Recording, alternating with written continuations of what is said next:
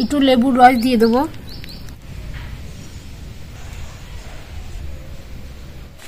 নমস্কার বন্ধুরা, বেঙ্গলি কিচেনে আপনাদেরকে সবাইকে স্বাগত জানিয়ে আজকে রেসিপি শুরু করব।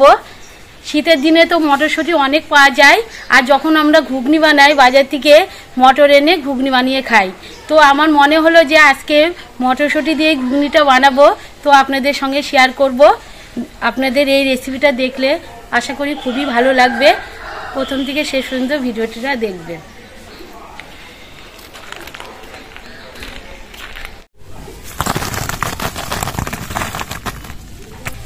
এবার মটরশুঁটিগুলো ছাড়িয়ে নেব।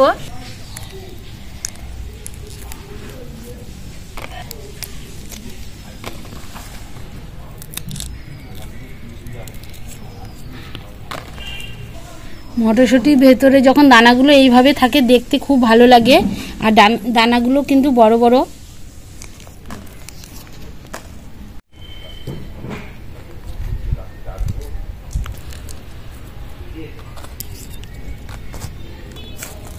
ছাড়িয়ে নিয়েছি, এবার ভালো করে ধুয়ে নেব।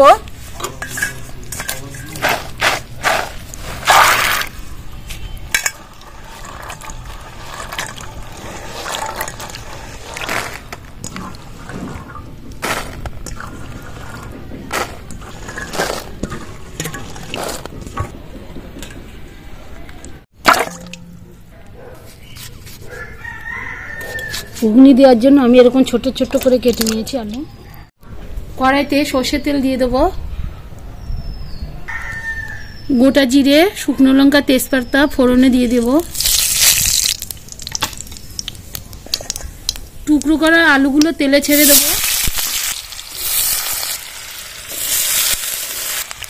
কেটে রাখা পেঁয়াজগুলো দিয়ে দেবো।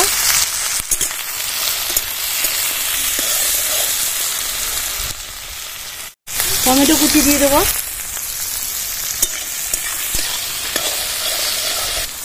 রসুন বাটা দিয়ে দেবো। আধা জিরে দিয়ে দেবো।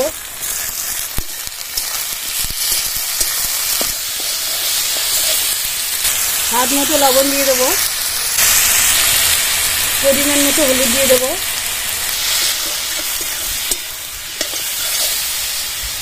ধনিয়ার গুঁড়ো দিয়ে দেবো।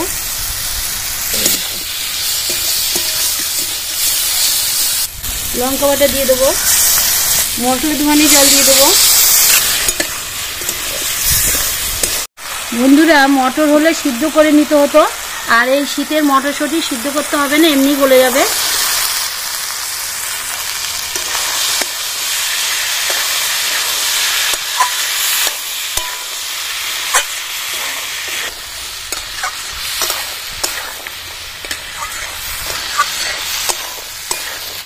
ভালোভাবে সবকিছু কষিয়ে নিয়েছি, এবার জল দিয়ে দেবো।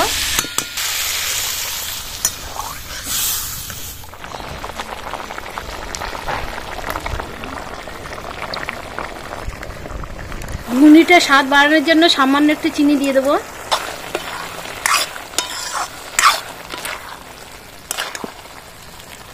ঘুগনিটা এই অবস্থায় নামিয়ে নেব।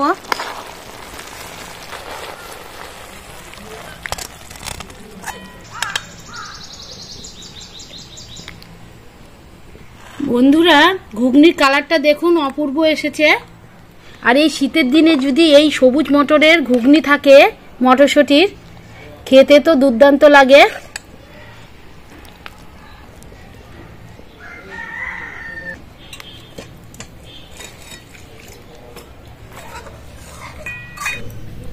একটু পেঁয়াজ কুচি দিয়ে দেবো। একটু লেবুর রস দিয়ে দেবো।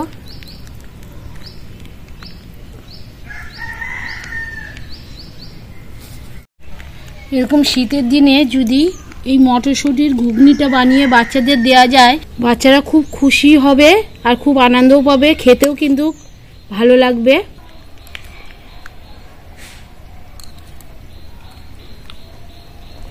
দারুণ লাগছে খেতে। আপনারা তো মটর দিয়ে ঘুগনি বানিয়ে খেয়েছেন, একবার হলো এই মটরশুঁটি ঘুগনি বাড়িতে বানিয়ে খাবেন, আর আমাদের কমেন্টে জানাবেন কেমন হয়েছে।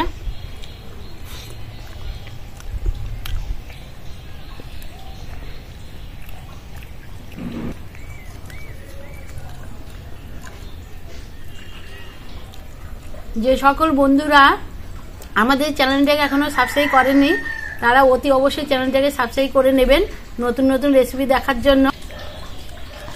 মটরশুঁটির ঘুগনিটা কেমন হয়েছে আপনারা কমেন্ট বক্সে অবশ্যই জানাবেন। আজকের মতো এখানে আমি বিদায় নিচ্ছি। দেখা হবে কোনো নতুন একটা রেসিপির সঙ্গে। সুস্থ থাকবেন, ভালো থাকবেন, নমস্কার।